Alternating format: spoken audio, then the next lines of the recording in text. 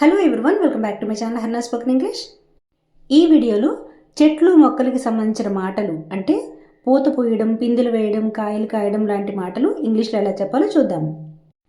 మా గార్డెన్లో గులాబీ మొక్కలు వేసాము.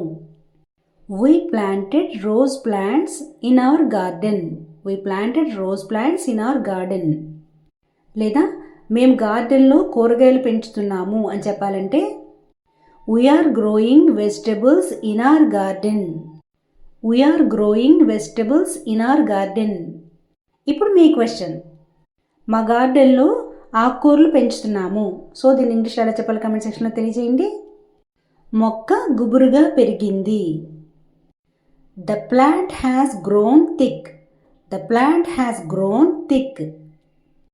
పువ్వులు పూస్తున్నాయి. The flowers are blooming. The flowers are blooming. చెట్టు పూత పూస్తుంది. సో మామిడి, జామ ఇలాంటివి కొన్ని పూతలు పూస్తుంటాయి కదా. The tree is blooming. The tree is blooming. పువ్వులు పూయడం లేదా పూత పూయడం దీనికి బ్లూమ్ ఉపయోగిస్తారు, అలాగే బ్లాసమ్ కూడా ఉపయోగిస్తారు. పిందెలు వస్తున్నాయి అని చెప్పాలంటే The tree is setting fruits. The tree is setting fruits. లేదా చిన్న చిన్న పిందెలు వచ్చాయి అని చెప్పాలంటే tiny fruits have formed. Tiny fruits have formed. Tiny అంటే చిన్న చిన్నవి. పువ్వులు వాడిపోతున్నాయి.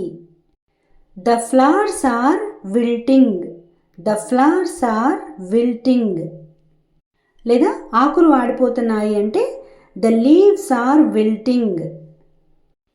ఈ విల్టింగ్ని నీళ్లు లేక లేదా ఎండ వల్ల వాలిపోయే సందర్భాల్లో ఎక్కువగా వాడతారు. అంటే ఇంకా బ్రతికే ఉన్నాయి కానీ వాడిపోతున్నాయి అంతే. అలాంటప్పుడు విల్ట్ ఉపయోగిస్తారు. పూత మాడిపోయింది. సో మాడిపోతుంటుంది కదా. The blossoms have withered. The blossoms have withered. ఇక్కడ విదర్ అంటే ఎండిపోయి మాడిపోవడం, అలాగే శాశ్వతంగా పాడైపోవడం. సో ఇలాంటి సందర్భాల్లో విదర్ ఉపయోగిస్తారు, గుర్తుపెట్టుకోండి. పిందెలు రాలిపోతున్నాయి. The tiny fruits are falling off. The tiny fruits are falling off. ఇక్కడ టైనీ ఫ్రూట్స్ని యంగ్ ఫ్రూట్స్ అని కూడా అనొచ్చు. ఇది చాలా కాయలు కాస్తుంది. It bears a lot of fruits. It bears a lot of fruits.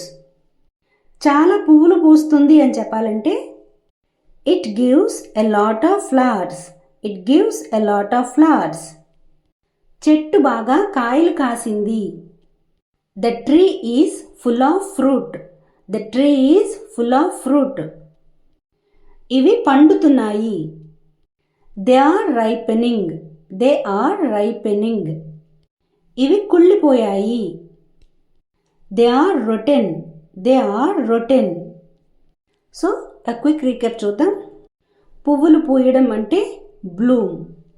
పూత పూయడం అంటే బ్లూమ్ లేదా బ్లాసమ్ రెండు వాడతారు.